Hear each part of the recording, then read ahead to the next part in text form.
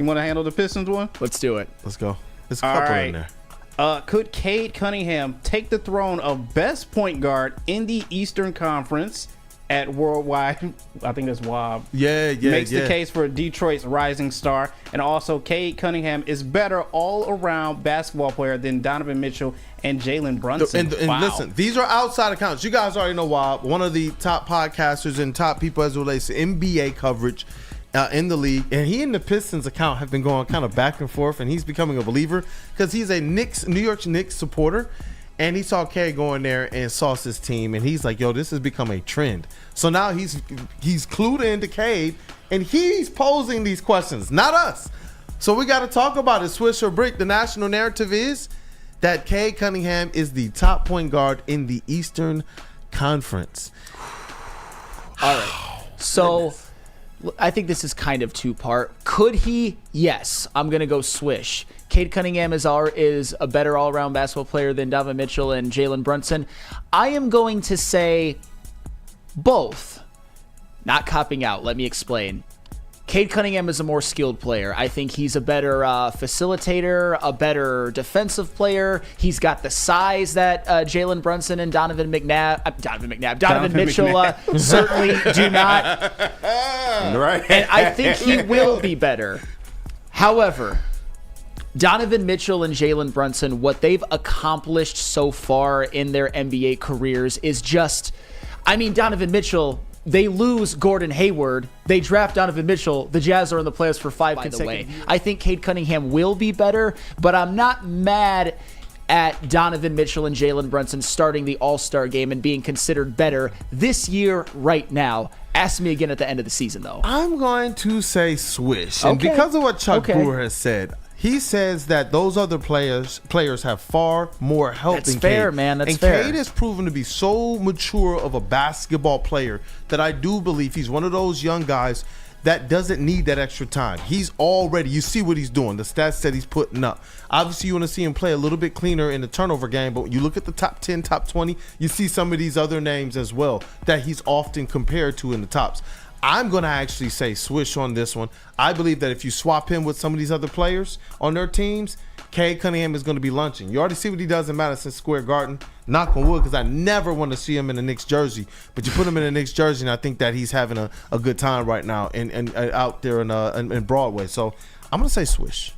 This is a swish. And listen, I know when we get into these arguments, people automatically run to the numbers. And yes, the numbers would indicate that maybe Jalen Brunson and especially Donovan Mitchell are technically better basketball players. But this is why, I kind of caught flack, me and Spinny, shout out Heavyweights, when we were presenting the argument that Cade is the best Piston since Isaiah Thomas.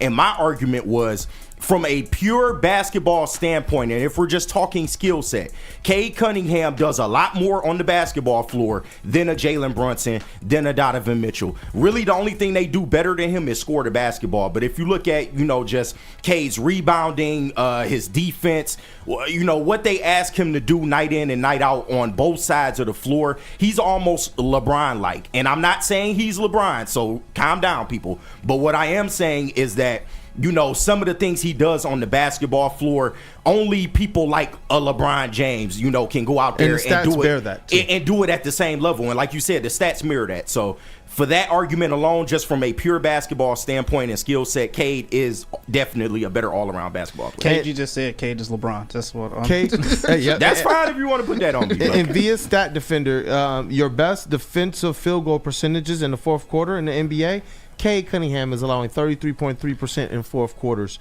in the NBA. That is number one. Don't make me change my mind now. Come on. That's what I'm saying. It's the two-way ability. He did. You sparked something there because you're right. And you look at his defensive field goal percentage at the rim.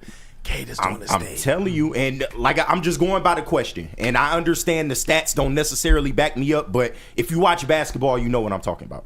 So it just is what it is. Chase GPT, while the question was being read, you were already talked to us. Yeah, I said this last week when we were doing Swisher Brick with Rod Beard on our Wednesday side. I said he was the best point guard in the Eastern Conference already. So I'm wondering if maybe Worldwide Wob is a fan of the Wake Up Woodward, depending on when they tweeted this out or not. You know, maybe if it was after last Wednesday, you know, Kool-Aid was gonna pick this shit up.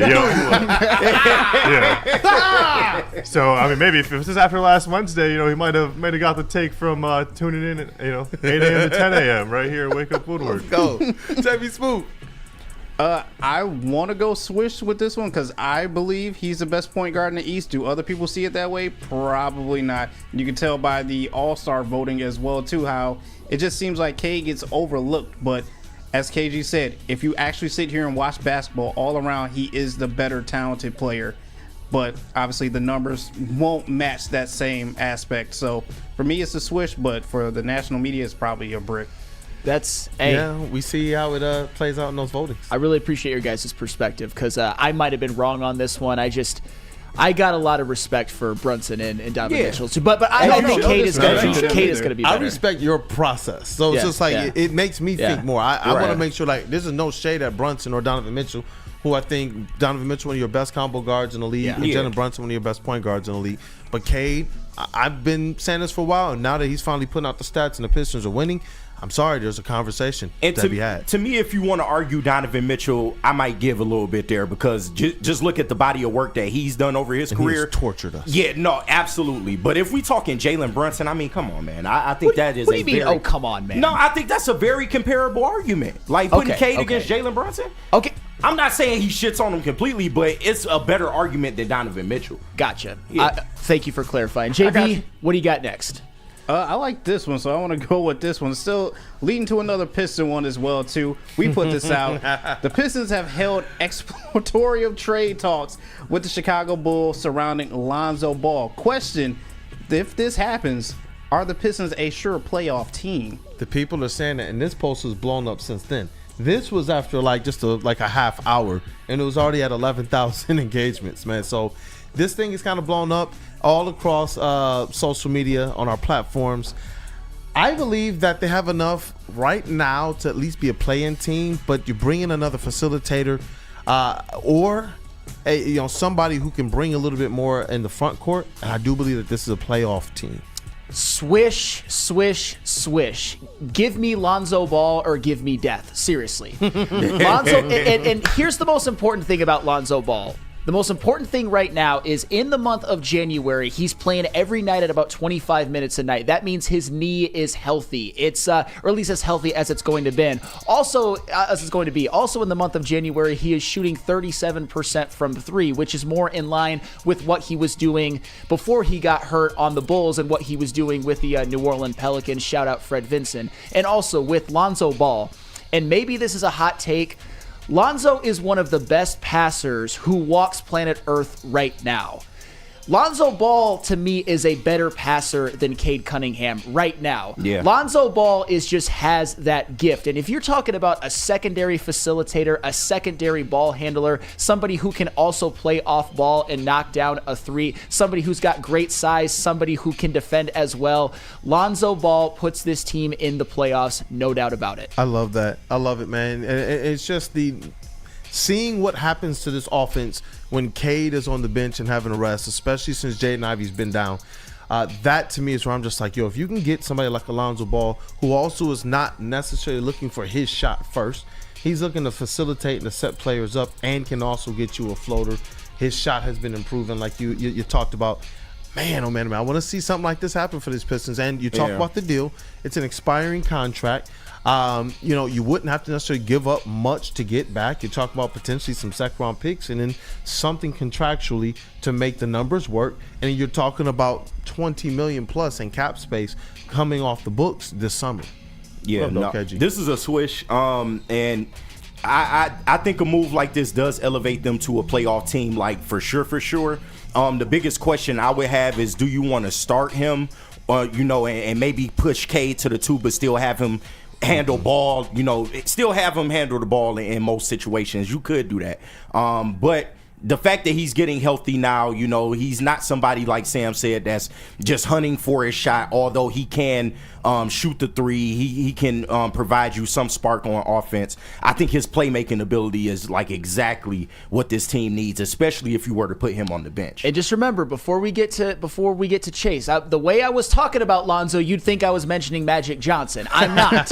What I'm saying is that for this role on this team as the backup point guard, as somebody who could, I believe, play minutes with Cade even and fit fine. Yeah. This is what this team needs. They lost a lot in Jaden Ivey, and of course what Lonzo Ball brings you isn't what Jaden Ivey did, but it's that type of player. I mean, I'm worried that Cade is just going to have a little bit too much on his shoulders moving forward instead of having to handle the ball all of the time. Not saying he can't. It would just be more advantageous to team success if you get somebody else who can. And Lonzo Ball also gives you another off-ball shooter. So rather than having Marcus Sasser having to play the point guard position, you can put him at a position where he's more off ball. There were a couple plays where Malik Beasley was able to pump fake, get into the paint, and pass it off to Marcus Sasser in the corner. And what do you think he's going to do if he has a wide open three? More times than not, he's knocking that down. But when he's the guy that you're now asking to go be a point guard, which he's a combo guard, I believe you're taking him away from what he does well. If you bring in a guy like Alonzo, I believe you balance both the starters and the bench as well as the minutes without Cade much better. And then when you're talking about certain minutes where you can run Cade off ball, I know the Pistons, they're not going to take the ball out of Cade's hand. No, I'm not saying they're you gonna should. Keep that usage at like 27. But even if they were to kick him to the 2, I would say he still handles the majority of the playmaking responsibility. I would do stretches where it is Lonzo, a guard like that, kind of dominate from the 1 and Cade off ball, because that's where you get more or less Cade being able to take advantage of his footwork, especially the stuff in the post. I think that there are plays sometimes where the matchup dictates post him up, but he's the lead guard, and so you don't want to take the ball out of his hands. Chase? I think this is a swish. This is a Cade Cunningham swish. This is a Malik Beasley swish. A Tim Hardaway Jr. swish. Is it a Tobias Harris swish? On the one basket, he'll make a game. There we go. There it is. Knew the shade was coming. But like Sam was saying, like he's a great facilitator. And what we've talked about was, do we need a backup facilitator? I prefer starting power forward. But I would definitely take Lonzo on this team. I think he dramatically lifts the floor of everybody else around him. We've been playing a lot better. I think he's a little bit of an underrated defender as well. So I think bringing him in for that, not only to pass the ball as well, to facilitate the offense, is going to be could be very beneficial for this team. So I mean, I'm going to say swish. I'd definitely take Lonzo on this team. JB? Oh, all day. I already know what you said. All day, this is a switch for me. I've wanted this dude on this team for a while now. I'm glad the Pistons are trying to at least explore this a little bit more. Although I am a little bit leery of him, as Flannel, as you said, he's getting those minutes, he's getting back healthy. So I kind of want just a little bit of insurance coming back the Pistons' way if they do decide to explore this trade a little bit more. But this is a switch for me. I want this man on this team. And I get it. And for the detractors, I'm not asking him to play more than 20 to 25 minutes a night. That is just fine with me. JB, let's do one more.